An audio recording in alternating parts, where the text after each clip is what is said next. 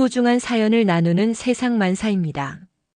기쁘고 행복한 순간부터 가슴 한켠이 아려오는 이야기까지 모든 사연에는 저마다의 의미가 담겨 있습니다. 여러분의 소중한 이야기가 또 다른 누군가에게 따뜻한 위로가 될 수 있기를 바랍니다. 안녕하세요. 지금 새벽 2시가 넘었는데도 잠이 오지 않아서 이렇게 사연을 써봅니다. 제 이야기가 너무 길고 복잡해서 어디서부터 시작해야 할지 모르겠지만 혹시라도 비슷한 상황에 있는 분들에게 조금이라도 도움이 될까 싶어서 용기를 내어 펜을 들었습니다. 저는 올해 35살 윤서연이라고 합니다. 제 인생은 정말 드라마보다 더 드라마 같았어요. 아니, 사실 드라마였다면 좋았을 텐데요. 드라마는 끄면 되니까요. 하지만 현실은 끌 수도 되돌릴 수도 없잖아요. 제가 태어났을 때 이야기부터 해야 할 것 같아요. 저는 사실 혼외자였습니다. 제 친어머니는 당시 20살이었던 박미숙이라는 분이었고 아버지는 그 집 사장이었어요. 어머니는 그 집에서 살림을 도와주는 일을 했었대요. 나중에 어머니에게 들은 이야기로는 그 집 사장이 평소 어머니에게 관심을 보이다가 부인이 친정에 간 사이에 일이 벌어졌다고 해요. 어머니는 시골에서 올라온 순진한 20살이었고 그 사장은 40이 넘은 기혼 남성이었어요. 지금 생각해보면 정말 흔한 이야기죠. 젊고 예쁜 여직원과 기혼 남자 사장의 불륜. 그 결과로 태어난 것이 바로 저였어요. 어머니는 임신 사실을 알았을 때 정말 막막했을 거예요. 20살에 아무것도 모르는 상태에서 갑자기 아이를 가졌으니까요. 그 사장에게 말했지만 그 사람은 자기와는 상관없는 일이라고 잡아댔대요. 심지어 다른 남자와 바람을 피웠을 거라고 모독까지 했다고 해요. 결국 어머니 혼자서 임신 기간을 버텨야 했어요. 그 집에서 일하면서 배가 불러오는 것을 숨기기 위해 헐렁한 옷을 입고 입덧이 심해도 참고 일했대요. 그런데 임신 7개월쯤 됐을 때 사장 부인이 알아버린 거예요. 그날의 상황을 어머니는 지금도 생생히 기억한다고 해요. 사장 부인이 갑자기 집에 돌아와서 어머니의 배를 보고는 완전히 화가 났대요. 온 집안이 난장판이 됐고 어머니는 그 자리에서 쫓겨났어요. 그것도 짐 하나 제대로 챙기지 못한 채로요. 어머니는 갈 곳이 없어서 여관에서 몇 날을 지냈대요. 가지고 있던 돈이 다 떨어져 가는데 곧 아이를 낳아야 하는 상황이었어요.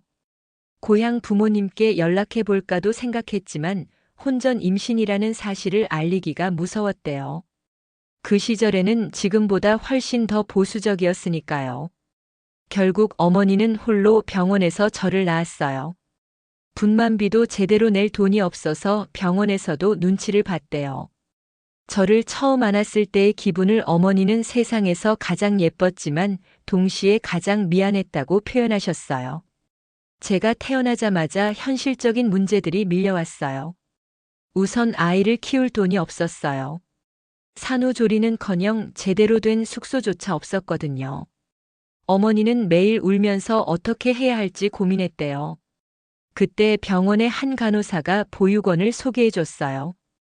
아이를 위해서라면 좋은 가정에 입양 보내는 것도 방법이라고 했대요. 어머니는 그 말을 듣고 며칠 밤을 새우며 고민했대요. 저를 키우고 싶은 마음과 현실적으로 불가능하다는 판단 사이에서 정말 많이 괴로워했을 거예요. 결국 어머니는 저를 보육원에 맡기기로 결정했어요. 나중에 들은 이야기로는 보육원에 저를 데려다 주는 날 어머니가 하루 종일 울었다고 해요. 저를 보육원 문에 내려놓고 돌아서는 순간 평생 잊지 못할 죄책감을 느꼈다고 하시더라고요. 저는 생후 3개월부터 보육원에서 자랐어요. 제일 오래된 기억은 5살 때부터인데 그때도 이미 제가 남들과 다르다는 것을 알고 있었어요. 다른 아이들은 가끔씩이라도 가족들이 찾아왔지만 저는 정말 아무도 없었어요.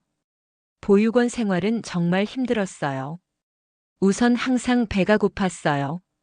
밥이 부족해서가 아니라 뭔가 채워지지 않는 허기 같은 것이었어요. 다른 아이들이 엄마 아빠 이야기를 할 때면 저는 그냥 조용히 있을 수밖에 없었거든요. 특히 힘들었던 것은 가족의 날이나 어린이날 같은 날들이었어요. 다른 아이들은 부모님이나 친척들이 와서 맛있는 것도 사주고 놀이공원도 데려가고 그랬는데 저는 항상 보육원에 혼자 남아 있었어요. 보육원 선생님들이 신경 써주시긴 했지만 그래도 가족의 빈자리를 채워줄 수는 없었어요. 6살 때 있었던 일이 지금도 기억나요. 같은 방을 쓰던 미나라는 친구가 입양을 가게 됐어요. 입양 가기 전날 밤에 미나가 저에게 말했어요. 서연아, 나는 이제 진짜 엄마 아빠가 생겨. 너도 빨리 엄마 아빠 생겼으면 좋겠어. 그때 처음으로 정말 크게 울었던 것 같아요. 왜 나만 엄마 아빠가 없는지, 왜 나만 이렇게 혼자인지 이해할 수 없었거든요. 그날 밤 이불을 뒤집어 쓰고 한참을 울었어요.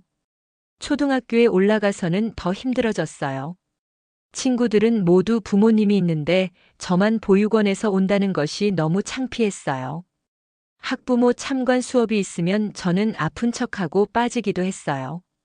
다른 친구들 부모님이 오시는 걸 보는 것이 너무 부러우면서도 괴로웠거든요. 그때부터 저는 성격이 삐뚤어지기 시작했어요. 선생님들한테 말대답을 하고 친구들과도 자주 싸웠어요. 무엇보다 공부를 하기 싫어했어요.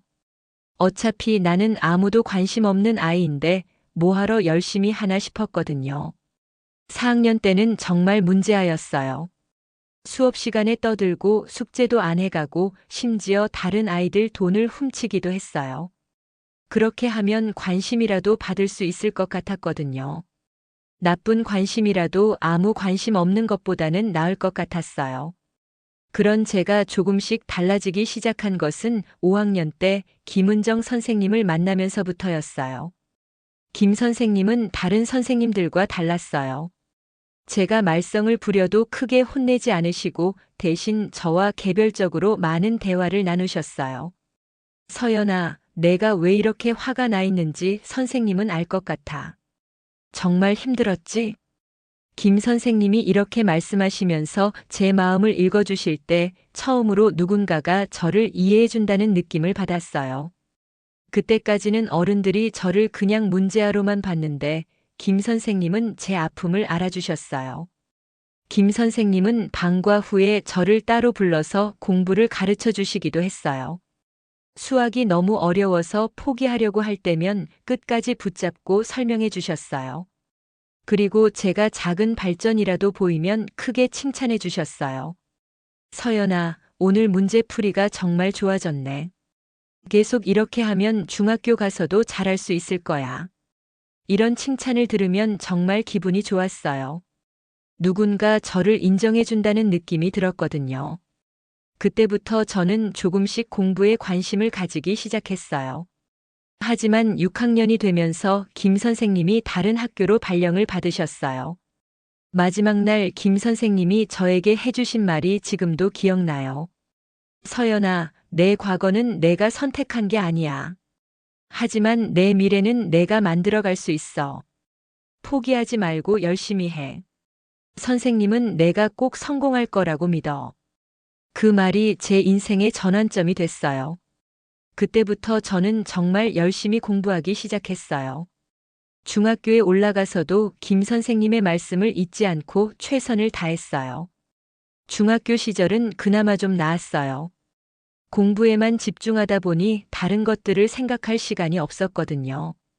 성적도 점점 올라갔고 선생님들도 저를 인정해 주시기 시작했어요. 하지만 여전히 외로웠어요. 친구들이 가족 이야기를 할 때면 저는 그냥 듣기만 했어요. 생일이나 명절 때도 보육원에서 보내야 했고 수학여행 갈 때도 항상 용돈이 부족했어요. 중학교 2학년 때 있었던 일이 기억나요. 반에서 친구들이 어머니날 카네이션을 만들어서 엄마에게 드리자는 이야기를 했어요. 모든 친구들이 신나게 참여하는데 저만 할 말이 없었어요. 그때 담임 선생님이 저에게 조용히 말씀하셨어요. 서연아, 너는 보육원 원장님께 드리면 어떨까? 원장님도 엄마 같은 분이라고 하시면서요. 선생님의 배려였지만 오히려 더 상처가 됐어요. 역시 저는 다른 아이들과 다른 아이구나 하는 생각이 들었거든요. 그래도 저는 참고 견뎠어요. 공부에서만큼은 누구에게도 지지 않겠다고 다짐했거든요. 새벽 5시에 일어나서 밤 12시까지 공부했어요. 보육원에 다른 아이들이 놀고 있을 때도 혼자서 책을 봤어요. 고등학교에 올라가서는 더욱 치열하게 공부했어요. 목표는 서울의 좋은 대학에 가는 것이었어요. 그래야 나중에 독립해서 살 수 있을 것 같았거든요. 무엇보다 성공해서 저를 버린 사람들에게 보여주고 싶었어요. 고1 때부터 아르바이트도 시작했어요. 주말에는 편의점에서 일하고 방학 때는 식당에서 서빙도 했어요. 번 돈은 대부분 대학 등록금을 위해 저축했어요. 가끔 친구들이 함께 놀자고 해도 아르바이트 때문에 거의 참여하지 못했어요. 그 시절이 정말 힘들었지만 지금 생각해보면 그때의 경험이 저를 강하게 만들어준 것 같아요. 혼자서 모든 것을 해결하는 법을 배웠고 어떤 어려움이 와도 견딜 수 있는 정신력을 기를 수 있었어요. 고3 수험생 시절은 정말 지옥 같았어요. 하루에 서너 시간밖에 못 잘 때도 많았어요. 그래도 포기하지 않았어요.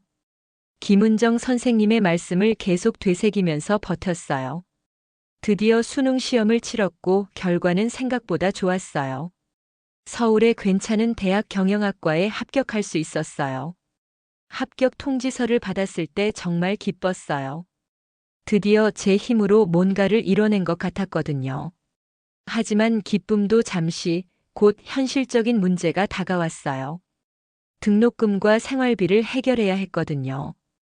보육원에서는 고등학교 졸업과 함께 나가야 했고, 이제 정말 혼자서 모든 것을 감당해야 했어요. 대학교 입학과 함께 고시원에서 생활을 시작했어요. 정말 작은 방이었지만 제 인생에서 처음으로 갖게 된 온전히 제 공간이었어요. 작지만 소중한 공간이었어요. 대학 1학년 때는 적응하는 것이 가장 힘들었어요. 다른 학생들은 부모님이 용돈도 주시고 등록금도 대주시는데 저는 모든 것을 스스로 해결해야 했어요. 학기 중에도 계속 아르바이트를 해야 했고 그러다 보니 학교 생활을 제대로 즐기기 어려웠어요. 카페, 편의점, 과외, 전단지, 배포까지 정말 안 해본 일이 없었어요. 하루에 4시간밖에 못 잘 때도 많았어요. 친구들이 미팅하고 놀 때도 저는 항상 일을 해야 했어요. 그때가 정말 외로웠어요. 대학생 친구들은 모두 가족이 있고 여유가 있는 것 같은데 저만 혼자 이 모든 것을 감당해야 한다는 생각이 들었거든요. 때로는 너무 힘들어서 포기하고 싶을 때도 있었어요. 특히 힘들었던 것은 연말 연시나 추석, 설날 같은 명절이었어요. 친구들은 모두 고향에 내려가는데 저는 갈 곳이 없어서 고시원에서 혼자 시간을 보내야 했어요. 그럴 때마다 정말 세상에 혼자 남겨진 것 같은 기분이었어요. 하지만 그런 와중에도 공부는 놓지 않았어요. 성적 장학금을 받기 위해서라도 좋은 점수를 유지해야 했거든요. 다행히 1학년 말에 성적 장학금을 받을 수 있었고 그 덕분에 2학년부터는 조금 여유가 생겼어요.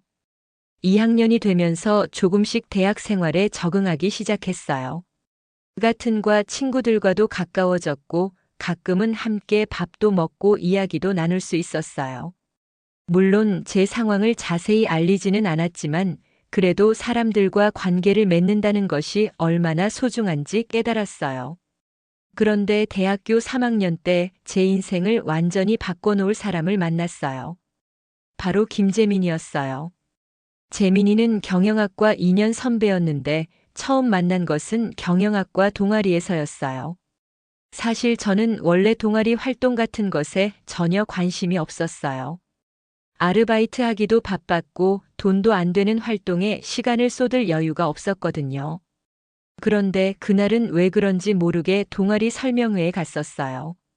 재민이는 그 동아리의 회장이었어요. 경영학과에서도 유명한 학생이었고 성적도 좋고 리더십도 뛰어난 사람이었어요. 처음 봤을 때는 저와는 너무 다른 세상의 사람 같았어요. 안녕하세요. 새로 오신 분이군요. 저는 김재민입니다. 재민이가 저에게 먼저 다가와서 인사를 했어요. 정말 밝고 따뜻한 미소였어요. 그때까지 저에게 그렇게 자연스럽게 다가온 사람은 거의 없었거든요. 동아리 설명회에서 재민이의 발표를 들으면서 정말 감탄했어요. 경영에 대한 열정도 대단했고 말솜씨도 좋았어요. 무엇보다 사람들을 대하는 태도가 정말 따뜻했어요. 하지만 저는 그 자리에서 동아리 가입은 하지 않았어요. 아르바이트 때문에 시간이 없다고 했거든요. 그런데 재민이는 이해한다고 하면서 그래도 가끔 시간이 될 때 모임에 참석해 보라고 했어요. 몇 주 후에 정말 시간이 날 때 모임에 한번 참석해 봤어요. 다른 학생들은 모두 여유가 있어 보이는데 저만 뭔가 어색했어요. 그런 제가 부담스러웠을 텐데 재민이는 저를 정말 자연스럽게 받아들여 주었어요. 서연 씨는 어떤 분야에 관심이 있으세요? 재민이가 저에게 개인적으로 관심을 보여주는 것이 신기했어요. 저는 대부분의 사람들에게 별로 관심을 받아본 적이 없었거든요. 처음에는 경계심이 있었어요. 왜 이 사람이 저에게 관심을 갖는 걸까 하고요. 하지만 시간이 지나면서 재민이의 진심을 느낄 수 있었어요. 제가 아르바이트 때문에 모임에 자주 못 나오는 것도 이해해 주었고 오히려 힘들지 않냐고 걱정해 주었어요. 어느 날 아르바이트하는 카페에 재민이가 왔어요. 우연이라고 했지만 나중에 알고 보니 일부러 찾아온 거였어요. 제가 일하는 모습을 보고 정말 대단하다고 했어요. 서연 씨 정말 대단해요. 공부도 잘하면서 일까지 하다니. 정말 존경스러워요. 그 말을 듣고 정말 기분이 이상했어요. 지금까지 제 상황을 불쌍하게 보거나 동정하는 시선은 많았지만 존경한다고 말해주는 사람은 처음이었거든요. 그때부터 재민이와 조금씩 가까워지기 시작했어요. 모임이 끝나고 나서 간단히 차를 마시기도 하고 과제 때문에 도서관에서 함께 공부하기도 했어요. 재민이는 정말 배려가 깊은 사람이었어요. 제가 돈이 없어서 비싼 곳에는 갈 수 없다는 것을 알고는 항상 저렴한 곳을 선택해 주었어요. 그리고 자연스럽게 자기가 계산하면서도 제가 부담스러워하지 않도록 배려해 주었어요. 서연 씨, 오늘 제가 쏠게요. 선배 특권이에요. 이런 식으로 말하면서 제가 위축되지 않도록 해주었어요. 처음에는 미안했지만 재민이의 배려 덕분에 조금씩 마음을 열 수 있었어요. 몇 달 정도 지나면서 재민이에게 제 상황을 조금씩 이야기하기 시작했어요. 처음에는 정말 조심스러웠어요. 보육원 출신이라는 걸 알면 어떻게 생각할까, 저를 멀리하지는 않을까 하는 걱정이 계속 있었거든요. 하지만 재민이는 제가 걱정했던 것과는 완전히 다른 반응을 보였어요. 전혀 놀라지도 않았고 오히려 더 따뜻하게 대해주었어요. 서연아, 내가 어디서 태어났는지는 중요하지 않아. 지금 내가 어떤 사람인지가 중요한 거야. 그리고 내가 보기에 넌 정말 훌륭한 사람이야. 재민이의 이 말이 제 마음에 깊이 박혔어요. 태어나서 처음으로 누군가가 저를 있는 그대로 받아들여 준다는 느낌을 받았거든요. 그 순간 마음 한구석에 있던 얼어붙은 부분이 조금씩 녹기 시작하는 것 같았어요. 그때부터 재민이와의 시간이 정말 소중해졌어요. 재민이와 함께 있으면 제가 특별한 사람이 된 것 같은 기분이었어요. 누군가 저를 진심으로 아끼고 소중하게 여긴다는 느낌을 처음 받았거든요. 대학교 3학년 말에 재민이가 저에게 고백을 했어요. 사실 저도 재민이에게 마음이 있었지만 제가 먼저 표현할 용기는 없었어요. 혹시 거절당하면 어떡하나 하는 걱정이 있었거든요. 서연아, 나는 내가 정말 좋아. 내가 얼마나 강하고 아름다운 사람인지 알아. 나와 사귀어 줄래? 재민이의 고백을 들으면서 정말 꿈만 같았어요. 이런 좋은 사람이 저를 좋아한다는 것이 믿어지지 않았거든요. 솔직히 저는 사랑이라는 감정이 뭔지 잘 몰랐어요. 지금까지 누군가를 진심으로 좋아해 본 경험이 없었거든요. 하지만 재민이와 함께 있으면 마음이 편했어요. 처음으로 누군가에게 의지하고 싶다는 생각이 들었어요. 그래서 저도 용기를 내서 답했어요. 저도 선배가 좋아요. 그때부터 저희는 정식으로 사귀기 시작했어요. 재민이는 정말 좋은 남자친구였어요. 제가 아르바이트 할 때는 기다려주고 힘들어할 때는 위로해주고 기쁠 때는 함께 기뻐해 주었어요. 무엇보다 재민이는 저를 한 명의 독립적인 인간으로 존중해 주었어요. 제가 혼자서 뭔가를 해내려고 할 때 무리하지 말라고 하면서도 동시에 제 의지를 존중해 주었어요. 4학년이 되면서 취업 준비도 함께 했어요. 재민이는 이미 좋은 회사에 취업이 확정된 상태였고, 저도 작은 회사지만 괜찮은 곳에 취직할 수 있었어요. 드디어 안정적인 수입이 생긴다는 생각에 정말 기뻤어요. 졸업 후에 각자 사회생활을 시작했지만 저희 관계는 더욱 깊어졌어요. 재민이는 저보다 조금 더 큰 회사에 다녔지만 전혀 우쭐하지 않았어요. 오히려 제가 열심히 일하는 모습을 응원해 주었어요. 사귄 지 1년 정도 지났을 때 재민이가 프러포즈를 했어요. 정말 깜짝 놀랐어요. 저 같은 사람을 정말 평생 함께하고 싶어 한다는 게 믿어지지 않았거든요. 서연아, 나는 내가 내 인생에서 가장 소중한 사람이야. 평생 함께하고 싶어. 나와 결혼해 줄래? 재민이의 프러포즈를 받으면서 처음으로 진짜 가족을 가질 수 있겠다는 생각이 들었어요. 그동안 혼자였던 제가 마침내 누군가와 진짜 가족이 될 수 있다는 희망을 갖게 됐어요. 하지만 동시에 걱정도 많았어요. 재민이 가족들이 저를 받아들일 수 있을까 하는 염려가 있었거든요. 재민이는 괜찮다고 했지만 저는 불안했어요. 결혼 준비를 하면서 재민이 가족들을 만나게 됐는데 첫 만남부터 분위기가 좋지 않았어요. 재민이 집안은 제가 생각했던 것보다 훨씬 부유한 집안이었어요. 재민이 아버지는 중견 기업의 임원이었고 어머니는 사모님들 모임의 회장을 하고 계셨어요. 처음 인사를 드리러 갔을 때의 분위기를 지금도 생생히 기억해요. 시어머니가 되실 분의 차가운 시선, 시아버지의 무시하는 듯한 표정. 재민이는 미리 제 상황을 말씀드렸다고 했는데 역시나 반응이 좋지 않았어요. 재민아, 세상에 여자가 그 애밖에 없니? 굳이 그런 애를 데려와서 우리 집안 망신을 시키려고? 시어머니의 이 말을 우연히 들었을 때 정말 가슴이 찢어지는 것 같았어요. 하지만 재민이는 끝까지 저를 지켜줬어요. 부모님과 크게 싸우기도 하고 심지어 집에서 나가겠다고까지 했어요.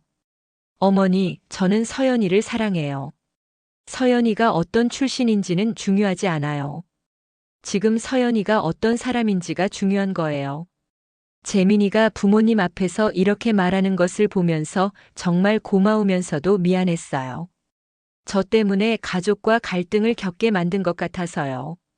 몇 달간의 갈등 끝에 시댁에서는 마지못해 결혼을 허락해 주셨어요. 하지만 조건이 있었어요. 결혼식은 최소한으로 하고 시댁 사람들은 참석하지 않겠다는 것이었어요. 그리고 신혼집도 시댁에서 도움을 주지 않겠다고 하셨어요. 괜찮아. 우리끼리 조용히 하자. 오히려 그 편이 마음 편해.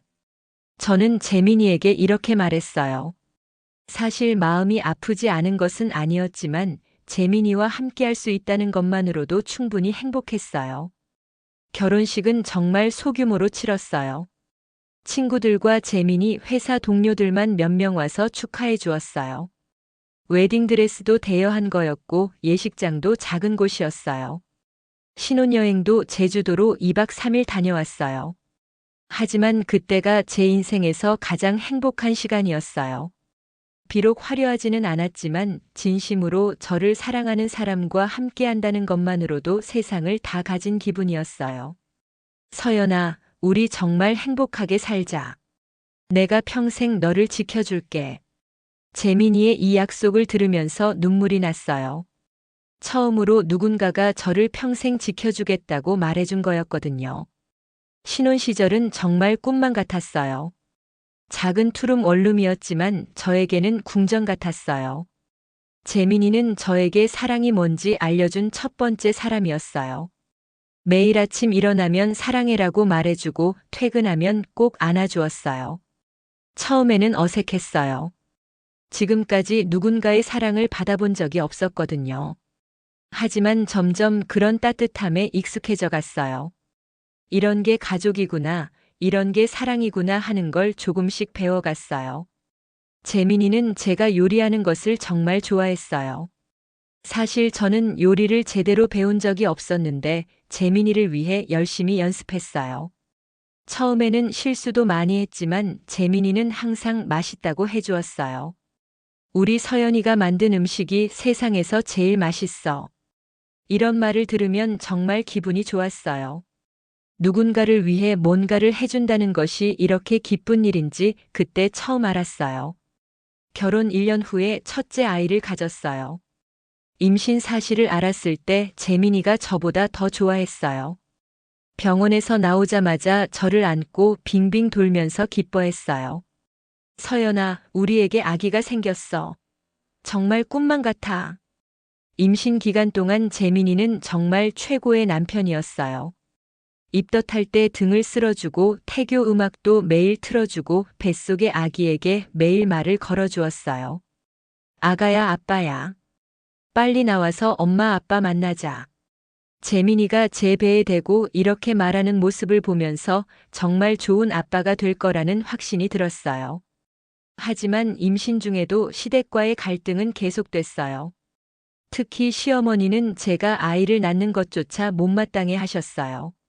그의 피가 섞인 손자를 어떻게 예뻐하라는 거냐? 이런 말씀을 하시는 걸 들었을 때 정말 화가 났어요. 하지만 재민이가 들으면 상처받을까봐 혼자 참고 또 참았어요. 첫째 민준이를 낳았을 때는 정말 기뻤어요. 세상에서 가장 예쁜 아기였어요. 재민이는 아들을 보고 울기까지 했어요. 서연아, 고마워. 정말 고마워. 이렇게 예쁜 아들을 낳아줘서. 재민이가 민준이를 안고 있는 모습을 보면서 정말 행복했어요. 드디어 진짜 가족이 됐다는 느낌이 들었거든요. 하지만 시댁에서는 출산 선물은커녕 병문안조차 오지 않으셨어요. 다른 산모들은 가족들이 와서 북적북적한데 저는 재민이와 단둘이 외로이 있었어요. 그래도 저희는 행복했어요. 민준이는 정말 순한 아기였고 재민이는 완전 아빠 바보가 됐어요. 밤에 아기가 울어도 재민이가 먼저 일어나서 달래주었어요. 2년 후에 둘째 민서도 낳았어요. 딸이었는데 재민이는 딸바보가 됐어요. 민준이와 민서를 번갈아 안고 있는 재민이를 보면 정말 행복했어요. 서연아, 우리 정말 행복하다. 이런 예쁜 아이들과 함께 살 수 있어서. 재민이의 이 말처럼 정말 행복한 시간들이었어요. 비록 시댁의 인정은 받지 못했지만 우리만의 작은 가정이 너무 소중했어요. 그런데 민서가 돌이 지났을 무렵 재민이가 이상하다는 느낌이 들기 시작했어요. 평소보다 피곤해하고 식욕도 떨어지고 가끔 배를 아파했어요. 재민아, 병원에 가보자. 뭔가 이상해. 제가 걱정해서 병원에 가보자고 했는데 재민이는 스트레스 때문일 거라며 대수롭지 않게 넘겼어요. 아이 둘 키우느라 힘들고 회사 일도 바빠서 그런 거라고 했어요. 하지만 증상이 점점 심해졌어요. 몸무게도 급격히 빠지고 얼굴색도 안 좋아졌어요. 밤에 잠을 못 이루는 날도 많아졌어요. 결국 제가 강제로 병원에 데려갔어요. 정말 큰 병원에서 정밀 검사를 받았는데 검사 결과를 기다리는 동안 정말 불안했어요. 재민이도 걱정되는지 계속 제 손을 잡고 있었어요. 검사 결과를 듣는 순간 세상이 무너지는 것 같았어요. 위암 3기. 의사 선생님은 조심스럽게 말씀하셨지만 상황이 좋지 않다는 것을 알 수 있었어요. 수술을 해야 하고 항암 치료도 받아야 한다고 하셨어요. 재민이는 제 앞에서는 괜찮은 척했지만 병실 화장실에서 혼자 우는 모습을 본 적이 있어요. 얼마나 무서웠을까요? 아직 30도 안 된 나이에 이런 진단을 받았으니. 그때부터 저희 가정에 먹구름이 끼기 시작했어요. 재민이는 수술을 받고 항암 치료를 시작했어요. 치료 과정이 정말 힘들어 보였어요. 항암 치료 부작용으로 머리카락도 빠지고 구토도 심했어요. 그래도 재민이는 최대한 밝게 지내려고 노력했어요. 아이들 앞에서는 아픈 내색을 하지 않으려고 했고 저에게도 걱정하지 말라고 했어요. 서연아, 괜찮아. 나는 금방 나을 거야. 우리 아이들 키우려면 오래 살아야지. 재민이의 이런 말을 들으면서 눈물을 참기가 정말 힘들었어요. 하지만 저도 재민이 앞에서는 강한 척해야 했어요. 치료비가 정말 많이 들었어요. 수술비, 항암 치료비, 각종 검사비까지. 재민이는 치료받으면서도 계속 일을 하려고 했어요. 하지만 몸이 따라주지 않아서 휴직을 할 수밖에 없었어요. 저도 파트타임으로 일을 시작했어요. 아이들은 어린이집에 맡기고 정말 필사적으로 일했어요. 집에서 할 수 있는 일들도 찾아서 했어요. 밤늦게까지 컴퓨터 작업을 하거나 봉제 일을 하기도 했어요. 그런 와중에도 시댁에서는 별다른 도움을 주지 않으셨어요. 재민이가 아프다는 소식을 듣고도 한 번 제대로 문병을 오지 않으셨어요. 오히려 몇 번 오신 적이 있을 때는 이상한 말씀을 하셨어요. 그 여자 때문에 스트레스 받아서 병이 났다. 시어머니가 이런 말씀을 하시는 걸 들었을 때 정말 화가 났어요. 하지만 재민이 앞에서는 그런 내색을 할 수 없었어요. 재민이가 더 상처받을까 봐요. 재민이의 병은 생각보다 빨리 악화됐어요. 항암 치료 효과도 별로 없었고 의사 선생님은 더 이상 치료할 방법이 없다고 하셨어요. 6개월 정도밖에 시간이 없을 것 같다고 조심스럽게 말씀하셨어요.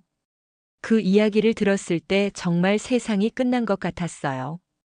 재민이도 자신의 상황을 알고 있었던 것 같아요. 그때부터 재민이는 정말 많은 것들을 준비하기 시작했어요. 아이들을 위한 교육보험도 들고 저를 위한 생명보험도 늘렸어요. 그리고 매일 밤 아이들에게 책을 읽어주면서 아빠가 사랑한다는 말을 계속 반복했어요. 민준이는 5살, 민서는 3살이었는데 아빠가 왜 아픈지, 왜 자꾸 병원에 가는지 궁금해했어요. 재민이는 아이들에게 최대한 쉽게 설명해 주려고 했어요. 아빠가 조금 아파서 치료받고 있어. 하지만 민준이와 민서를 정말 사랑해. 아이들은 잘 이해하지 못했지만 아빠가 평소와 다르다는 것은 알고 있는 것 같았어요. 저에게는 더 많은 것들을 가르쳐 주려고 했어요. 은행 업무 보는 법, 각종 서류 정리하는 법, 심지어 전자제품 고치는 법까지. 혼자 살아갈 준비를 시켜주려고 했던 거죠. 서연아, 내가 없어도 넌 잘할 수 있을 거야. 넌 정말 강한 사람이니까. 재민이가 이런 말을 할 때마다 정말 가슴이 아팠어요. 아직 받아들일 수가 없었거든요. 재민이의 마지막 한 달은 정말 힘들었어요. 병원에 입원해 있으면서도 저와 아이들을 위해 마지막까지 신경 써 주었어요. 손에 힘이 없어서 글씨를 쓰기 어려운 상황에서도 아이들을 위한 편지를 써두었어요. 민준아, 민서야, 아빠가 너희들을 정말 사랑해. 아빠가 없어도 엄마 말 잘 듣고 건강하게 자라라. 재민이가 마지막으로 한 말이에요. 서연아, 미안해. 너를 혼자 두고 가게 돼서. 정말 미안해. 그리고 고마워. 너 때문에 정말 행복했어. 저는 끝까지 울지 않으려고 참았어요. 재민이가 편히 갈 수 있도록. 하지만 재민이가 눈을 감는 순간 저는 정말 세상이 끝난 것 같았어요. 장례식장에서도 시댁 사람들은 차갑기만 했어요. 상주는 저였는데 마치 제가 없는 것처럼 행동하셨어요. 문상객들에게 인사할 때도 저는 뒤로 밀려나 있어야 했어요. 친정 어머니라도 있었으면 좋았을 텐데 저는 정말 혼자였어요. 재민이 친구들과 회사 동료들이 위로해 주긴 했지만 가족의 빈자리는 채울 수 없었어요. 장례를 치르고 나서 더 큰 충격이 기다리고 있었어요. 재민이가 제 몰래 대출을 받아둔 것들이 있었던 거예요. 치료비가 너무 많이 들어서 어쩔 수 없었던 것 같아요. 집까지 담보로 잡힌 상태였어요. 결국 신혼집을 팔고 전셋집으로 이사를 가야 했어요. 그것도 작은 투룸으로요. 가구들도 대부분 팔아야 했어요. 재민이와의 추억이 담긴 물건들을 하나씩 정리할 때마다 가슴이 찢어지는 것 같았어요. 아이들은 아빠가 왜 안 오는지 계속 물어봤어요. 민준이는 5살, 민서는 3살이었는데 설명해줘도 이해하기 어려운 나이였죠. 엄마, 아빠는 언제 와? 아빠는 하늘나라에 갔어. 거기서 민준이와 민서를 지켜보고 있어.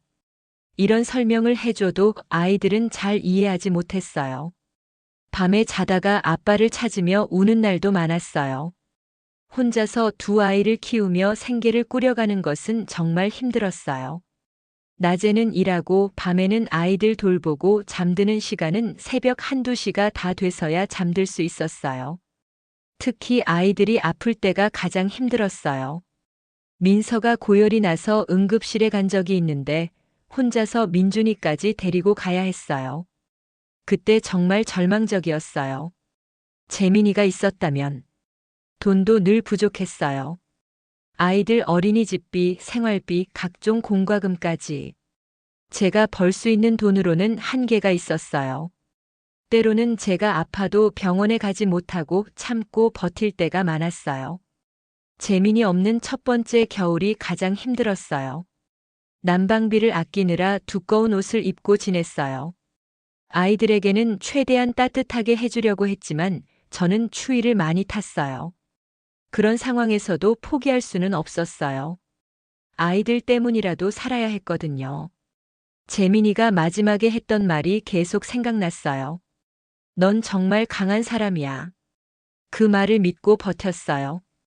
1년 정도 지나고 나서 더 안정적인 일자리를 찾아야겠다고 생각했어요. 그때까지는 단순한 아르바이트 위주로 일했는데 그것으로는 한계가 있었거든요. 무엇보다 아이들이 자라면서 교육비도 더 많이 들 것 같았어요. 그러던 중에 신문 구인 광고에서 화연이라는 한정식 레스토랑에서 주방 보조를 구한다는 글을 봤어요. 화연은 서울에서 꽤 유명한 고급 한정식집이었어요. 급여도 다른 곳보다 좋았고 4대 보험도 다 되는 정규직이었어요. 사실 처음에는 제가 그런 고급 레스토랑에서 일할 수 있을까 걱정이 됐어요. 요리를 전문적으로 배운 것도 아니고 그냥 집에서 아이들 밥 해주는 정도의 실력이었거든요. 하지만 급하게 일자리가 필요했고 일단 지원해보기로 했어요. 이력서를 쓰면서도 떨렸어요. 경력도 별로 없고 학력도 다른 지원자들에 비해 부족할 것 같았거든요. 면접 날 화연에 가보니 정말 고급스러운 곳이었어요. 한옥을 개조해서 만든 건물에 아름다운 정원까지 있었어요. 입구부터 고급스러운 분위기가 물씬 풍겼어요. 대기실에서 다른 지원자들을 보니까 저보다 훨씬 경력이 많아 보이는 분들이 많았어요. 요리 학원을 나온 분들도 있고 다른 레스토랑에서 경력을 쌓은 분들도 있었어요. 제 차례가 되어 면접실에 들어갔을 때 정말 긴장됐어요. 면접관은 강미숙 대표님이셨는데 생각보다 따뜻한 느낌의 분이셨어요. 나이는 50 초반 정도로 보였고 인상이 부드러우셨어요. 윤서연 씨 맞죠? 이력서를 보니 요리 경험이 없다고 하셨는데 왜 주방에서 일하고 싶으신가요? 미숙 대표님의 질문에 솔직하게 대답했어요. 두 아이를 혼자 키우고 있고 안정적인 일자리가 필요하다고요. 요리 경험은 없지만 열심히 배워서 최선을 다하겠다고 말씀드렸어요. 남편분은 어떻게 되셨나요? 위암으로 3년 전에 세상을 떠났습니다. 이 말을 할 때 목소리가 떨렸어요. 아직도 재민이 이야기를 하는 것이 쉽지 않았거든요. 미숙 대표님은 제 눈을 오랫동안 바라보시더니 몇 가지 질문을 더 하셨어요. 아이들 나이, 육아는 어떻게 할 건지, 근무 시간은 괜찮은지 등등. 일주일 후에 연락을 드리겠습니다. 면접이 끝나고 나올 때 솔직히 떨어진 줄 알았어요. 경험도 없는 제가 그런 곳에서 일할 수 있을 거라고 생각하지 않았거든요. 그런데 놀랍게도 3일 후에 합격 연락이 왔어요. 정말 기뻤어요. 아이들에게 좀 더 나은 환경을 만들어줄 수 있을 것 같았거든요. 첫 출근 날 미숙 대표님이 직접 여러 가지를 설명해 주셨어요. 화연의 역사며 요리 철학이며 정말 자부심이 대단한 분이셨어요. 화연은 제가 20년 전에 작은 한식집으로 시작했어요. 지금은 서울에서 알아주는 한정식집이 되었지만 항상 초심을 잃지 않으려고 해요. 미숙 대표님의 이야기를 들으면서 정말 존경스럽다는 생각이 들었어요. 여성이 혼자서 이런 사업을 일궈낸다는 것이 얼마나 어려운 일인지 알 수 있었거든요. 서연 씨는 주방 보조로 시작하지만 열심히 하면 점차 요리도 배울 수 있어요. 여기서는 노력하는 사람을 절대 외면하지 않아요. 서연 씨 눈빛이 남달라요. 뭔가 간절함이 보여요. 그런 사람이 결국 성공하는 법이에요. 미숙 대표님의 이 말이 정말 큰 힘이 됐어요. 오랜만에 누군가가 저를 인정해주는 느낌이었거든요. 하지만 일은 생각보다 훨씬 힘들었어요. 새벽 5시에 출근해서 밤 10시까지 일했어요. 재료 준비부터 설거지까지 정말 안 해본 일이 없었어요. 첫날부터 정신 없었어요. 장보기부터 시작해서 채소 다듬기, 육수 우리기, 밑반찬 만들기까지. 하루 종일 쉴 틈이 없었어요. 집에 가면 너무 피곤해서 아이들과 제대로 놀아주지도 못했어요. 처음에는 실수도 많이 했어요. 재료를 잘못 손질하거나 양념 비율을 틀리거나 다른 직원들에게 민폐를 끼치는 것 같아서 정말 미안했어요.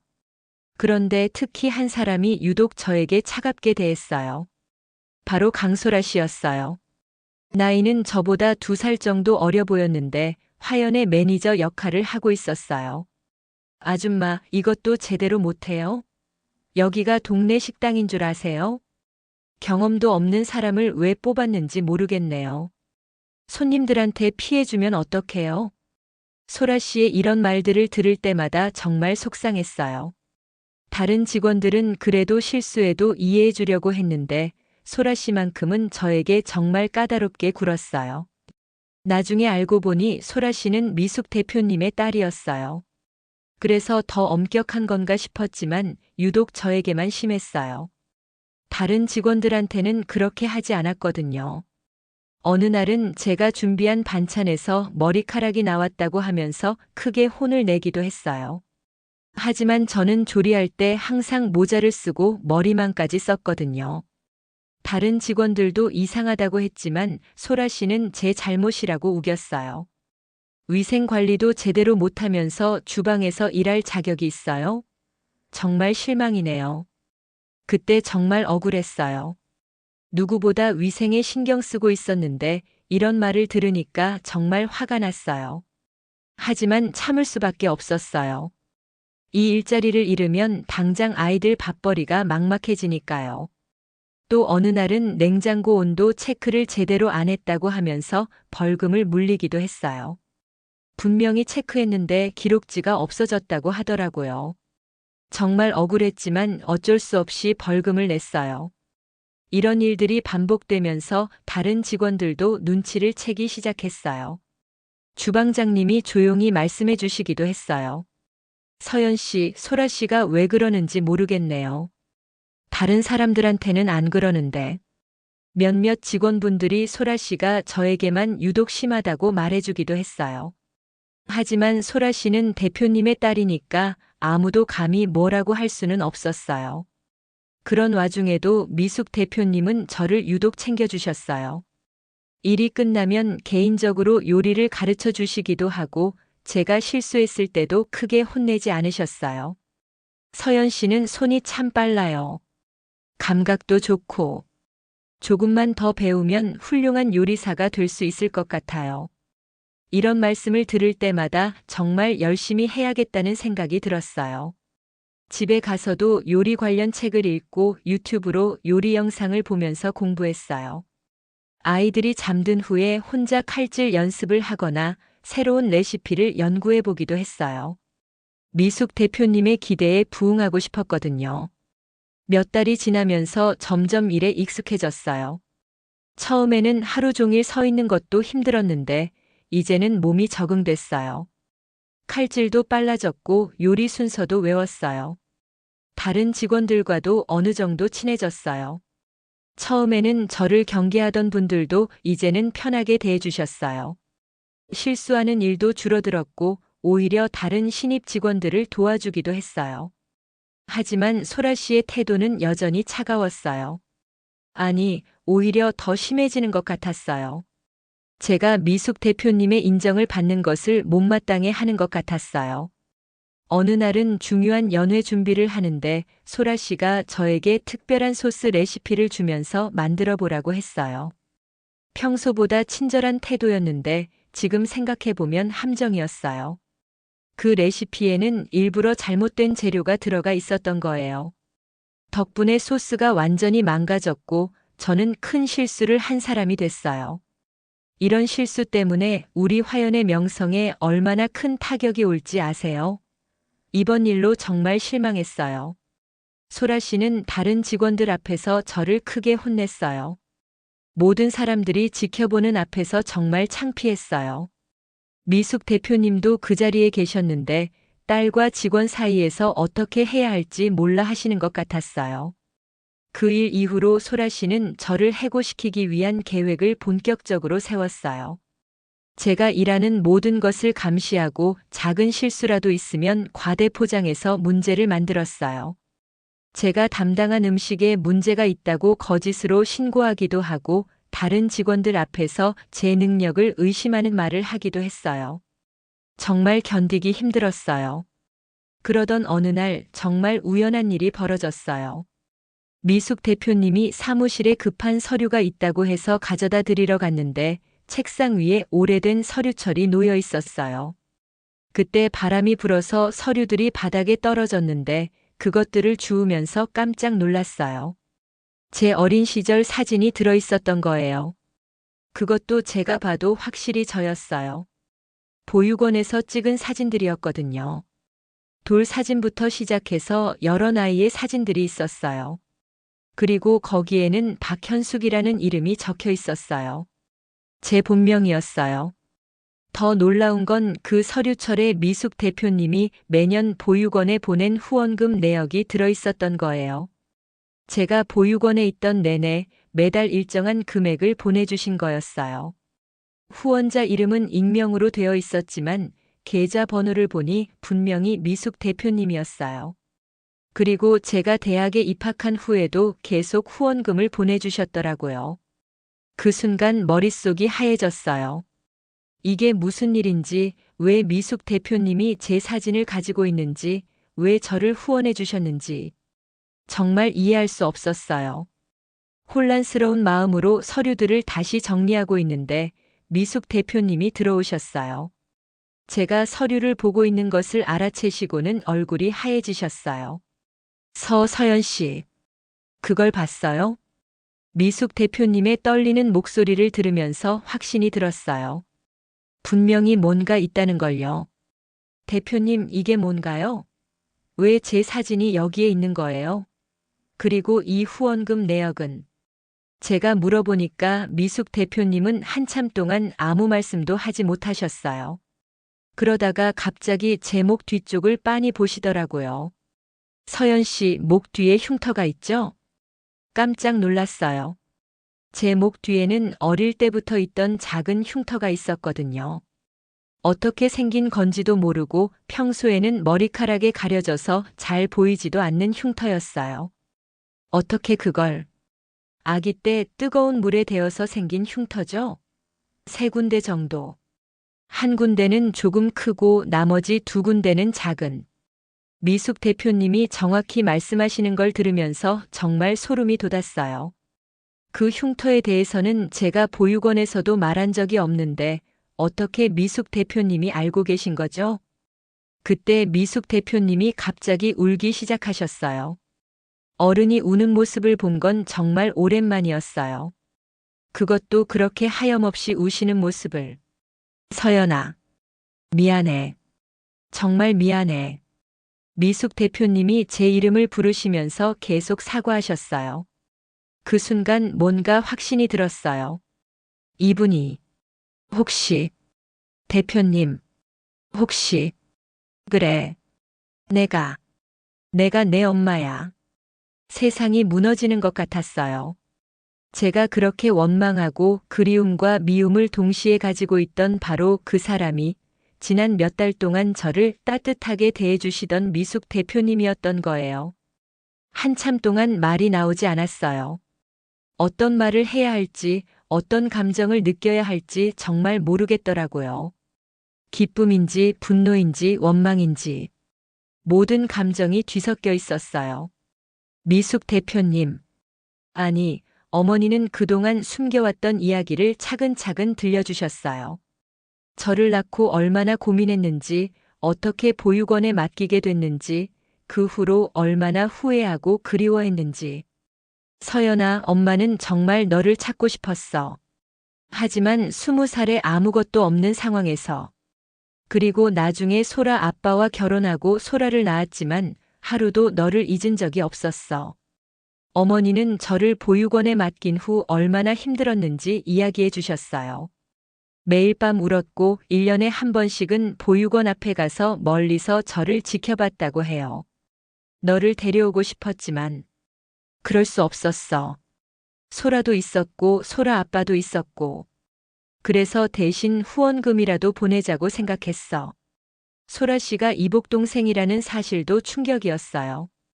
그렇다면 소라 씨가 저에게 그렇게 차갑게 굴었던 이유가 있었던 거네요. 소라는 몰라. 내가 누군지. 하지만 최근에 의심하기 시작한 것 같아. 내가 나와 너무 닮았고 나이도 똑같고.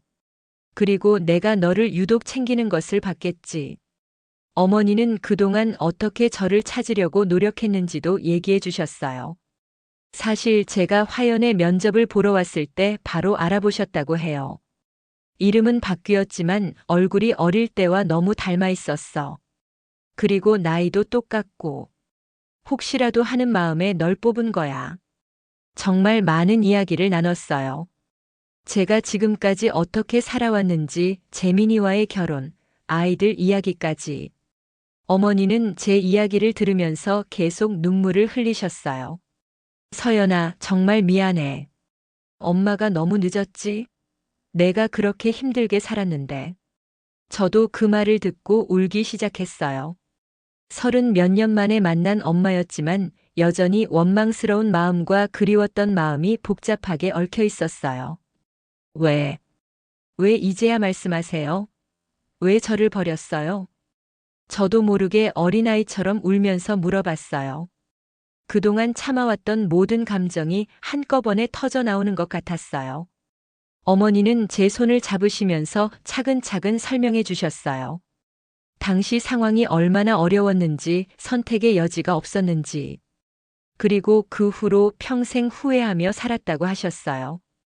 그날 이후로 저희 관계는 조금씩 변하기 시작했어요. 어머니는 저에게 더욱 따뜻하게 대해주셨고 아이들에게도 할머니 노릇을 해주고 싶어 하셨어요.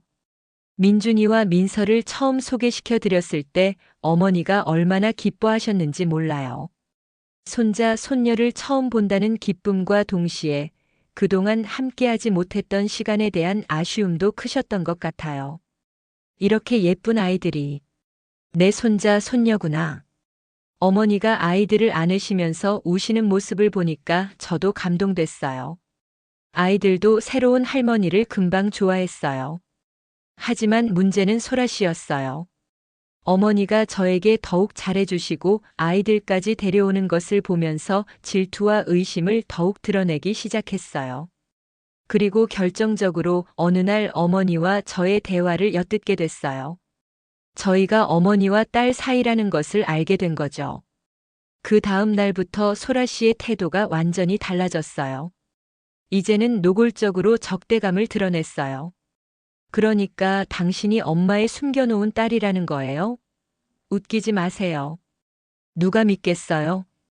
당신 같은 사람이 우리 가족이 될 수는 없어요. 나가세요. 소라 씨는 저를 해고시키기 위해 온갖 방법을 다 썼어요. 일부러 저에게 불가능한 업무를 시키거나 제가 하지 않은 실수를 저에게 뒤집어 씌우기도 했어요. 그러던 어느 날 결정적인 사건이 일어났어요. 화연의 중요한 고객이 식중독 증상을 보였다는 신고가 들어온 거예요. 그리고 소라 씨는 그 원인이 제가 준비한 음식 때문이라고 주장했어요. 서연 씨가 위생 관리를 제대로 하지 않았어요. 이 정도면 업무상 과실이죠. 당장 해고 조치를 취해야 해요. 소라 씨는 어머니에게 강하게 주장했어요. 하지만 어머니는 쉽게 결정을 내리지 못하셨어요. 딸과 딸 사이에서 어떻게 해야 할지 정말 고민이 많으셨을 거예요. 며칠 시간을 줘. 정확히 조사해보자. 어머니는 이렇게 말씀하시면서 시간을 달라고 하셨어요. 그 며칠 동안 정말 불안했어요. 만약 정말 해고가 된다면 저는 어떻게 살아야 할까요? 다시 다른 일자리를 찾아야 하는 건가요? 아이들에게는 뭐라고 설명해야 할까요? 하지만 다행히도 진실은 밝혀졌어요. CCTV를 확인해 본 결과 그 음식을 준비한 것은 제가 아니라 다른 직원이었던 거예요. 그리고 그 고객은 다른 곳에서 먹은 음식 때문에 식중독이 된 것으로 밝혀졌어요. 소라 씨의 거짓말이 드러난 거죠. 어머니는 정말 화가 나셨어요. 그동안 소라 씨가 저에게 어떻게 했는지 다 알게 되셨거든요. 소라야, 어떻게 이럴 수가 있니? 서연이는 내 언니야. 내 딸이라고. 어머니가 소라 씨에게 처음으로 진실을 말씀하셨어요. 소라 씨는 정말 충격을 받은 것 같았어요. 하지만 그것보다는 배신감이 더 큰 것 같았어요. 엄마는 나보다 저 사람이 더 중요한 거예요? 저 사람 때문에 나를 버리시는 거예요? 소라 씨의 이 말을 들으면서 정말 마음이 아팠어요. 저도 소라 씨 입장에서는 갑자기 나타난 이상한 언니였을 테니까요.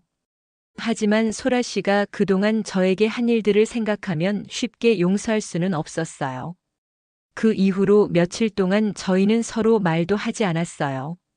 어머니는 저희 사이를 중재하려고 노력하셨지만 쉽지 않았어요. 소라 씨는 여전히 저를 인정하지 않으려고 했고, 저도 솔직히 소라 씨를 믿기 어려웠어요. 하지만 어느 날 소라 씨가 저에게 먼저 다가왔어요. 정말 의외였어요. 언니, 죄송해요. 소라 씨가 저에게 사과한 거예요. 그동안 자신이 얼마나 잘못했는지 깨달았다고, 어머니의 고통과 제 어려운 상황을 이해하게 됐다고 했어요. 언니가 얼마나 힘들게 살아왔는지 저는 생각해 본 적이 없었어요. 엄마를 빼앗긴다는 생각만 했어요. 정말 이기적이었어요. 소라 씨의 진심 어린 사과를 받으면서 저도 마음이 풀렸어요. 사실 소라 씨도 피해자였던 거죠. 갑자기 나타난 언니 때문에 혼란스러웠을 테니까요. 20살이 넘도록 외동딸로 살아왔는데 갑자기 언니가 생겼다는 것을 받아들이기가 쉽지 않았을 거예요. 소라야, 나도 미안해. 내 입장에서는 정말 당황스러웠을 거야. 그동안 힘들었지? 저도 소라에게 사과했어요. 소라의 마음을 이해하려고 노력하지 않고 그냥 적대적으로만 생각했던 제 자신이 미안했거든요. 그때부터 저희는 조금씩 가까워지기 시작했어요. 소라는 민준이와 민서를 정말 예뻐해 주었고 저에게도 화연의 일을 더 많이 가르쳐 주었어요. 언니, 이 소스는 이렇게 만드는 거예요. 엄마한테 배운 비법인데 언니한테만 알려줄게요. 소라가 이렇게 말하면서 자신만의 요리 비법을 가르쳐 줄 때 정말로 자매가 된 것 같은 느낌이 들었어요. 처음으로 진짜 가족다운 대화를 나누는 기분이었거든요. 어머니는 그런 저희를 보시면서 정말 기뻐하셨어요. 두 딸이 화해하는 모습을 보니 얼마나 다행스러우셨을까요? 우리 딸들이 이렇게 사이좋게 지내니까 엄마가 정말 행복해. 어머니의 이 말을 들으면서 저도 정말 행복했어요. 지금까지 가족이라는 것을 제대로 경험해 본 적이 없었는데, 이제야 진짜 가족이 무엇인지 알 것 같았어요. 시간이 흐르면서 저희 가족 관계는 더욱 안정을 찾아갔어요. 어머니는 민준이와 민서의 진짜 할머니가 되어 주셨고, 소라는 좋은 이모가 되어 주었어요. 아이들도 할머니와 이모를 정말 좋아했어요. 할머니, 오늘 뭐 해줄 거예요? 민준이가 어머니에게 이렇게 말할 때면 어머니 얼굴에 환한 웃음이 피어났어요. 그동안 손자, 손녀와 함께할 수 없었던 시간을 보상받는 기분이셨을 거예요. 어머니는 저에게 요리를 더 체계적으로 가르쳐 주시기 시작했어요. 단순한 주방 보조가 아니라 진짜 요리사로 키우고 싶어 하셨거든요. 서연아, 넌 정말 요리 재능 있어. 손맛도 좋고 새로운 것을 배우는 속도도 빨라. 언젠가는 엄마보다 더 훌륭한 요리사가 될 것 같아.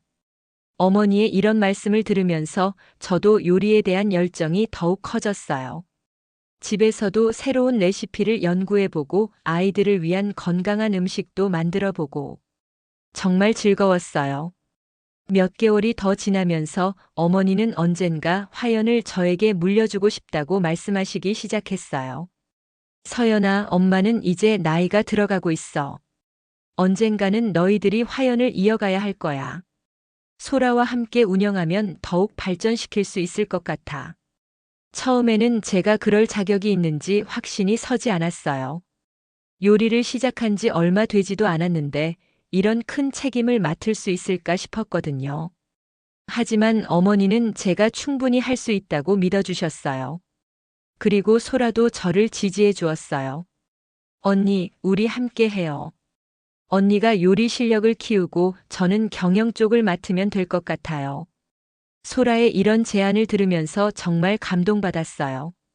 처음에는 저를 쫓아내려고 했던 소라가 이제는 함께 일하자고 하다니.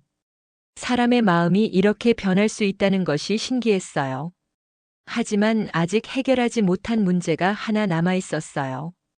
바로 제 친아버지와 재민이의 시댁 문제였어요.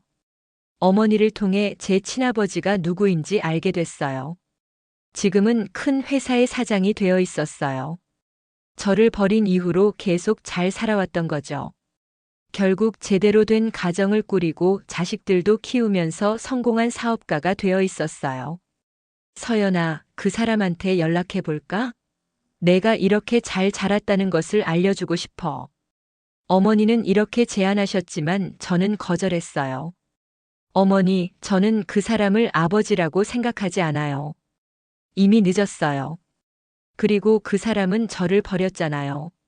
하지만 마음 한편으로는 그 사람을 만나서 한 번쯤은 따져보고 싶었어요. 자신의 딸이 얼마나 힘들게 살았는지, 그 때문에 얼마나 많은 상처를 받았는지, 그리고 지금은 얼마나 당당하게 살고 있는지 보여주고 싶었어요. 기회가 생겼어요. 화연에서 그 회사의 중요한 연회를 맡게 된 거예요. 어머니는 제가 직접 서빙을 하겠다고 하니까 말리셨지만 저는 고집을 부렸어요. 어머니, 저는 그 사람을 직접 보고 싶어요. 한 번쯤은 마주봐야 할 것 같아요. 하지만 서연아, 굳이 그럴 필요가. 괜찮아요. 저는 이제 그 사람이 무섭지 않아요. 오히려 그 사람이 저를 보고 어떤 기분일지 궁금해요. 연회 당일 정말 오랜만에 제 친아버지를 봤어요. 나이는 들었지만 여전히 부유해 보이는 모습이었어요. 좋은 양복을 입고 비싼 시계를 차고 있었어요. 옆에는 젊은 부인과 아들, 딸도 있었어요. 저를 버리고 만든 진짜 가족이었죠. 그 모습을 보니까 화가 났어요. 저는 그렇게 버려져서 힘들게 살았는데 그 사람은 아무 일도 없었다는 듯이 행복한 가정을 꾸리고 잘 살아왔다니. 서빙을 하면서 그 사람 앞에 갔을 때 잠깐 눈이 마주쳤어요. 하지만 그 사람은 저를 알아보지 못했어요. 당연했죠. 아기였을 때 버린 딸을 어떻게 알아보겠어요. 실례지만 혹시 박미숙 씨를 아세요? 제가 조심스럽게 물어봤어요. 그 순간 그 사람의 얼굴이 하얘졌어요. 분명히 기억하고 있었던 거예요. 당신은 누구죠? 박미숙 씨의 딸 윤서연입니다. 그러니까 당신의 딸이죠. 그 말을 듣는 순간 그 사람이 완전히 당황하는 것을 볼 수 있었어요. 옆에 앉아 있던 부인과 자녀들도 무슨 일인지 궁금해하는 표정이었어요. 하지만 그 사람은 곧 차가운 표정으로 돌아왔어요. 나는 그런 사람 모릅니다. 착각하신 것 같네요. 끝까지 모른다고 하더라고요. 정말 화가 났지만 그 자리에서 소동을 일으킬 수는 없었어요. 하지만 그 사람이 얼마나 당황했는지는 충분히 봤어요. 그리고 그것만으로도 충분했어요. 그러실 줄 알았어요. 하지만 한 가지만 말씀드릴게요. 저는 이제 당신 없이도 잘 살고 있어요. 좋은 어머니를 찾았고 가족도 있고 성공한 사업가가 되어가고 있어요. 당신이 저를 버린 것은 오히려 잘된 일인 것 같아요. 저는 이렇게 말하고 자리를 떠났어요. 그 사람의 얼굴이 어떻게 변했는지는 보지 않았어요. 더 이상 그 사람에게 관심이 없었거든요. 나중에 알고 보니 그 사람은 그날 이후로 화연과의 거래를 모두 끊었대요. 그리고 다른 업체들에게도 화연과 거래하지 말라고 압력을 넣었다고 해요. 정말 비겁한 사람이었어요. 하지만 어머니는 오히려 당당했어요. 그런 사람과는 거래 안 해도 돼. 우리 화연은 그 정도로 약한 곳이 아니야. 오히려 더 좋은 거래처들이 많이 생길 거야. 어머니의 말씀이 맞았어요. 그 사건 이후로 오히려 화연에 대한 관심이 더 많아졌어요. 그 사람의 비열한 행동이 알려지면서 사람들이 화연을 더 응원해주기 시작했어요. 재민이 시댁과의 일은 조금 다르게 풀렸어요. 민준이와 민서가 할아버지, 할머니를 보고 싶어 했거든요. 아이들은 아빠를 그리워했고 아빠와 닮은 할아버지를 만나고 싶어 했어요. 처음에는 거절하려고 했어요. 그 사람들이 저에게 어떻게 했는지 잊을 수 없었거든요. 하지만 아이들을 위해서라면 참을 수 있을 것 같았어요. 어머니와 소라가 저를 지지해 주었어요. 서연아, 아이들을 위해서는 할아버지, 할머니도 필요해. 그리고 넌 이제 혼자가 아니야. 우리가 있잖아. 언니, 저도 함께 갈게요. 시댁 사람들이 함부로 하면 제가 가만히 안 둘 거예요. 이런 든든한 지원군이 있으니까 용기가 났어요. 시댁에 연락을 했더니 처음에는 만나기 싫어했어요. 하지만 손자들을 보고 싶어 하는 마음은 있었나 봐요. 결국 만나기로 했어요. 몇 년 만에 만난 시댁 식구들은 예전과는 조금 달라 보였어요. 재민이를 잃은 슬픔이 그들에게도 큰 상처를 남긴 것 같았어요. 그리고 민준이와 민서를 보니까 재민이가 생각나서 그런지 눈물을 흘리기도 했어요. 민준아, 할아버지야. 아빠 많이 보고 싶지? 시아버지가 민준이를 안으시면서 이렇게 말씀하시는 모습을 보니까 저도 마음이 복잡했어요. 재민이가 살아있었다면 이런 모습이었을 텐데. 서연 씨, 그동안 미안했습니다. 시어머니가 저에게 사과하셨어요. 정말 의외였어요. 예전 같으면 상상도 할 수 없는 일이었거든요. 재민이를 잃고 나서야 깨달았어요. 가족이 얼마나 소중한지, 그리고 당신이 재민이를 얼마나 사랑했는지. 우리가 정말 잘못했어요. 시어머니의 진심 어린 사과를 받으면서 저도 마음이 움직였어요. 사람은 변할 수 있구나 하는 생각이 들었어요. 그날 이후로 시댁 식구들과의 관계도 조금씩 개선됐어요. 완전히 예전 일을 잊을 수는 없지만 아이들을 위해서라도 좋은 관계를 유지하려고 노력했어요. 무엇보다 아이들이 좋아했어요. 할아버지, 할머니가 생긴 것이 정말 기뻤나 봐요. 아빠가 없는 것은 아직도 아쉬워하지만 할아버지, 할머니라도 있으니까 조금 위로가 되는 것 같았어요. 시간이 더 흘러서 제가 화연에서 일한 지 2년이 되었을 때 어머니는 정말로 화연을 저에게 물려주시겠다고 하셨어요. 서연아, 이제 내가 충분히 할 수 있을 것 같아. 소라와 함께 운영하면서 화연을 더욱 발전시켜줘. 처음에는 정말 부담스러웠어요. 화연은 어머니가 20년 동안 일궈낸 소중한 사업이었거든요. 제가 그것을 제대로 이어갈 수 있을까 싶었어요. 하지만 어머니는 제가 충분히 할 수 있다고 믿어주셨어요.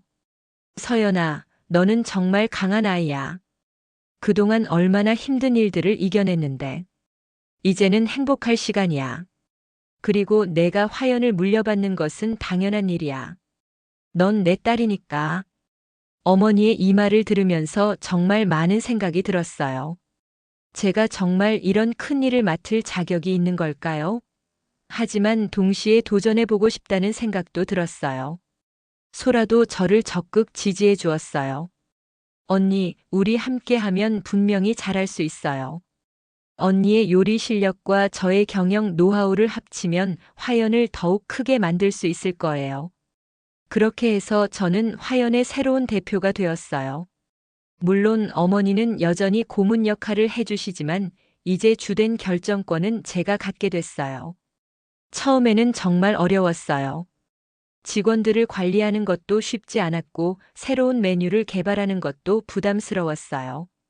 무엇보다 고객들의 기대에 부응해야 한다는 압박감이 컸어요. 하지만 점점 익숙해졌어요. 제가 어려운 상황을 이겨낸 경험이 있었기 때문에 사업상의 어려움도 충분히 극복할 수 있었어요. 그리고 새로운 도전들을 시작했어요. 어머니와 소라와 함께 화연만의 특별한 메뉴들을 개발했어요. 전통 한식에 현대적인 감각을 더한 퓨전 요리들이었어요. 서연 언니표 된장찌개라는 메뉴도 만들었어요. 제가 아이들을 위해 만들던 된장찌개를 화연식으로 업그레이드한 거였어요. 정말 인기가 좋았어요. 뿐만 아니라 요리 클래스도 시작했어요. 일반인들을 대상으로 한식 요리를 가르치는 프로그램이었어요. 특히 저와 같은 상황에 있는 한부모 가정의 어머니들에게는 무료로 수업을 제공했어요. 요리를 통해서 가족에게 사랑을 전달할 수 있어요. 그리고 요리는 새로운 시작의 기회가 될 수도 있어요. 이런 메시지로 요리 클래스를 운영했어요. 많은 분들이 관심을 보여주셨고 지역 언론에서도 관심을 갖고 취재를 나오기도 했어요. 그 과정에서 정말 많은 분들을 만났어요. 저와 비슷한 상황에 있는 분들, 새로운 출발을 꿈꾸는 분들. 그분들과 이야기를 나누면서 제가 받은 위로와 힘을 다른 사람들에게도 나누어 줄 수 있다는 것이 정말 보람찼어요. 어느 날은 수업에 참여한 한 어머니가 저에게 이런 말씀을 해주셨어요. 선생님 이야기를 들으니까 정말 힘이 나요. 저도 포기하지 말고 열심히 살아야겠어요. 이런 말을 들을 때마다 정말 뿌듯했어요. 제 경험이 다른 사람들에게 도움이 될 수 있다는 것이 신기하면서도 감사했어요. 화연도 점점 더 유명해졌어요. 맛은 물론이고 저희가 추구하는 가치관 때문에 더 많은 사람들이 찾아주기 시작했어요. 가족의 소중함, 극복의 의지, 새로운 시작에 대한 희망. 이런 메시지들이 사람들에게 전달되는 것 같았어요. 지금 민준이는 10살, 민서는 8살이 됐어요. 아이들은 할머니와 이모를 정말 좋아해요. 그리고 아빠 이야기를 할 때마다 하늘에 있는 아빠가 자랑스러워 할 거라고 말해줘요. 엄마, 아빠가 하늘에서 우리 보고 있죠? 우리가 이렇게 행복하게 사는 거 보고 기뻐할 거죠? 민준이가 이런 말을 할 때마다 가슴이 뭉클해져요. 재민이가 지금 저희를 보고 있다면 정말 기뻐할 것 같아요. 힘들게 살던 저희가 이제는 따뜻한 가족에 둘러싸여 있으니까요. 아이들은 요리에도 관심을 보이기 시작했어요. 주말이면 화연에 와서 할머니와 이모에게 요리를 배우곤 해요. 엄마, 저도 나중에 요리사가 될 거예요. 엄마처럼 맛있는 음식 만들 거예요. 민서가 이렇게 말할 때면 정말 기특해요. 혹시 아이들이 저희 일을 부담스러워할까 싶었는데 오히려 자랑스러워하는 것 같아서 다행이에요. 작년에는 화연이 지역 최우수 음식점으로 선정되기도 했어요. 그리고 제가 올해의 여성 사업 가상을 받기도 했어요. 시상식에 어머니와 소라 그리고 아이들까지 함께 갔는데 정말 감동적이었어요. 서연 언니 짱. 소라가 제가 상을 받을 때 크게 소리쳐서 응원해 주었어요. 어머니는 눈물을 흘리면서 박수를 쳐주셨고요. 그 순간 정말 모든 고생이 보상받는 기분이었어요. 수상 소감에서 이렇게 말했어요. 이 상은 저 혼자만의 것이 아닙니다. 저를 키워주신 어머니, 함께 일하는 동생, 그리고 하늘에서 지켜보고 있을 남편, 그리고 제게 힘을 주는 두 아이들. 모든 가족들과 함께 받는 상입니다.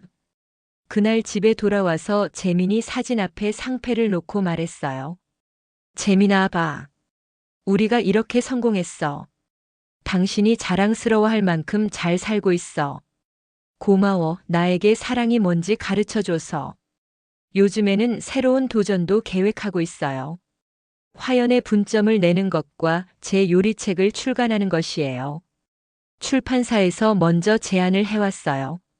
제 인생 이야기와 함께 요리 레시피를 담은 책을 만들자고 하더라고요. 서연 씨의 이야기는 정말 많은 사람들에게 희망을 줄 수 있을 것 같아요. 특히 어려운 상황에 있는 분들에게는 큰 힘이 될 거예요. 편집자분이 이렇게 말씀해 주시는데 정말 제 이야기가 다른 분들에게 도움이 될 수 있다면 기꺼이 해보고 싶어요. 책 제목은 가시꽃으로 피어난 인생으로 정했어요. 정말 제 인생과 딱 맞는 제목인 것 같아요. 날카로운 가시에 찔리면서도 아름다운 꽃을 피워내는 힘들고 아픈 일들이 많았지만 그 모든 것들이 저를 더 단단하게 만들어준 것 같거든요. 가끔 거울을 보면서 생각해요. 저는 정말 많이 변했구나. 예전에는 항상 주눅 들어있고 세상을 원망하며 살았는데 이제는 당당하게 제 인생을 살아가고 있어요. 무엇보다 이제는 누군가에게 도움을 줄 수 있는 사람이 됐다는 것이 가장 기뻐요. 요리 클래스를 통해서, 책을 통해서, 그리고 제 삶 자체를 통해서 다른 사람들에게 희망을 줄 수 있다니. 이런 일이 가능할 거라고는 꿈도 꾸지 못했어요. 재민이가 마지막에 했던 말이 자꾸 생각나요. 서연아, 너는 정말 강한 사람이야. 어떤 일이 있어도 잘 해낼 거야. 그때는 무슨 말인지 잘 몰랐는데 이제는 알 것 같아요. 재민이는 제가 혼자서도 충분히 잘 살아갈 수 있다는 것을 알고 있었던 거예요. 그리고 언젠가는 더 큰 행복을 찾을 수 있을 거라는 것도 믿고 있었던 것 같아요. 어머니와의 관계도 이제는 정말 편해졌어요. 처음에는 서로 조심스러웠는데 이제는 진짜 모녀 같은 관계가 됐어요. 어머니는 제게 엄마의 사랑을 주시고 저는 어머니께 딸의 효도를 하려고 노력해요. 서연아, 엄마는 정말 행복해. 널 다시 만날 수 있어서 그리고 내가 이렇게 훌륭하게 자라줘서 정말 고마워. 어머니가 이런 말씀을 하실 때마다 저도 행복해요. 그동안 엄마라는 존재가 없어서 아쉬웠는데 이제는 정말 든든한 엄마가 생겼어요. 소라와도 정말 좋은 자매가 됐어요. 처음에는 서로를 경계했지만 이제는 뭐든지 함께 상의하고 함께 해결해 나가는 진짜 자매예요. 언니, 내년에는 화연 2호점을 낼까요? 저는 강남 쪽이 좋을 것 같은데 언니는 어떻게 생각해요? 소라가 이렇게 사업 이야기를 할 때면 정말 든든해요. 함께 꿈을 꾸고 함께 일할 수 있는 동반자가 있다는 것이 얼마나 소중한지 몰라요. 최근에는 민준이가 이런 말을 했어요. 엄마, 우리 가족 정말 많아졌다. 할머니도 있고 이모도 있고 할아버지 할머니도 있고 아빠만 없어서 아쉬워. 이 말을 듣고 마음이 아프면서도 한편으로는 기뻤어요. 아이들이 자신들을 둘러싼 사랑을 느끼고 있다는 것이 정말 다행이었거든요. 민준아, 아빠는 하늘에서 우리를 지켜보고 있어. 그리고 우리를 사랑하는 사람들이 이렇게 많잖아. 우리는 정말 행복한 가족이야. 아이들도 이제는 아빠가 없다는 것을 자연스럽게 받아들이는 것 같아요. 물론 가끔 아빠가 그립긴 하지만 할머니와 이모, 그리고 할아버지 할머니들의 사랑으로 그 빈자리를 많이 채우고 있어요. 이제 저는 새로운 꿈을 꾸고 있어요. 화연을 더욱 크게 발전시켜서 전국적으로 알려진 브랜드로 만드는 것이에요. 그리고 제가 받은 사랑을 더 많은 사람들에게 나누어 주는 것이에요. 특히 저와 같은 상황에 있는 한부모 가정이나 어려운 환경에 있는 분들에게 도움을 주고 싶어요. 화연에서 일자리를 제공하는 것은 물론이고 요리 교육을 통해서 새로운 기회를 만들어 드리고 싶어요. 요리는 단순히 배를 채우는 것이 아니라 사랑을 전달하는 방법이에요. 그리고 새로운 인생을 시작하는 도구가 될 수도 있어요. 이런 메시지를 가지고 더 많은 활동을 하고 싶어요. 요즘 아이들과 함께 요리하는 시간이 정말 행복해요. 주말이면 집에서 함께 음식을 만들면서 이야기도 나누고 웃기도 하고 정말 평범하지만 소중한 시간들이에요. 엄마, 이 요리 맛있다. 엄마가 세상에서 제일 요리 잘해. 민서가 이렇게 말할 때면 정말 뿌듯해요. 누군가를 위해 요리를 만들고 그 사람이 맛있게 먹는 모습을 보는 것만큼 행복한 일이 있을까요? 때로는 재민이가 정말 그리워져요. 이렇게 행복한 순간들을 함께 나누지 못한다는 것이 아쉬워요. 하지만 재민이가 저에게 남겨준 사랑과 추억들이 있기 때문에 계속 앞으로 나아갈 수 있는 것 같아요. 재민아, 우리 정말 행복하게 살고 있어. 내가 걱정했던 것처럼 나는 무너지지 않았어. 오히려 더 강해졌어. 그리고 내가 남겨준 아이들도 정말 잘 자라고 있어. 가끔 재민이 사진을 보면서 이렇게 이야기해요. 재민이가 들을 수 있는지는 모르겠지만 그래도 말하고 싶어요. 이제 저는 새로운 시작을 하려고 해요. 화연의 새로운 대표로서, 두 아이의 엄마로서, 그리고 누군가의 딸이자 언니로서. 제가 경험한 아픔들을 바탕으로 더 따뜻한 사람이 되고 싶어요. 혹시 이 글을 읽고 계신 분들 중에 저와 비슷한 상황에 있는 분이 계신다면 포기하지 마세요. 아무리 어둡고 힘든 터널이라도 끝은 있어요. 저처럼 언젠가는 따뜻한 빛을 만날 수 있을 거예요. 그리고 가족이라는 것이 꼭 혈연 관계만은 아니라는 것도 깨달았어요. 저에게 진짜 가족은 재민이었고 지금은 어머니와 소라, 그리고 제 아이들이에요. 서로 사랑하고 아껴주는 마음이 있다면 그것만으로도 충분한 가족이 될 수 있어요. 사람은 변할 수 있다는 것도 배웠어요. 저를 미워했던 소라가 이제는 제일 든든한 동반자가 되었고, 저를 무시했던 시댁 사람들도 이제는 저를 인정해 주시거든요. 진심으로 대하면 언젠가는 마음이 통한다는 것을 경험했어요. 무엇보다 저 자신이 많이 변했어요. 예전에는 피해자 의식에 사로잡혀서 세상을 원망하기만 했는데, 이제는 제가 받은 상처들을 다른 사람들을 도와주는 힘으로 바꿀 수 있게 됐어요. 앞으로도 계속 새로운 도전을 할 거예요. 화연을 더욱 발전시키고 더 많은 사람들에게 희망을 주고 싶어요. 그리고 아이들에게는 어떤 어려움이 와도 이겨낼 수 있는 강한 마음을 가르쳐 주고 싶어요. 마지막으로 재민아, 고마워. 나에게 사랑이 뭔지 가르쳐 줘서. 그리고 우리에게 이렇게 예쁜 아이들을 남겨줘서. 당신이 없어도 우리는 잘 살고 있어. 당신이 자랑스러워할 만큼 강하게 살아가고 있어. 하늘에서 지켜봐줘. 그리고 어머니, 소라, 정말 고마워요. 저에게 진짜 가족이 무엇인지 알려주셔서. 앞으로도 함께 행복하게 살아가요. 긴 이야기 읽어주셔서 감사합니다. 제 이야기가 누군가에게는 위로가 되고 누군가에게는 희망이 될 수 있다면 좋겠어요. 우리 모두 각자의 인생에서 아름다운 꽃을 피워낼 수 있기를 바라면서 영상이 재미있으셨다면 구독과 좋아요, 댓글까지 부탁드리고 오늘도 건강하고 행복한 하루 되시길 바랍니다.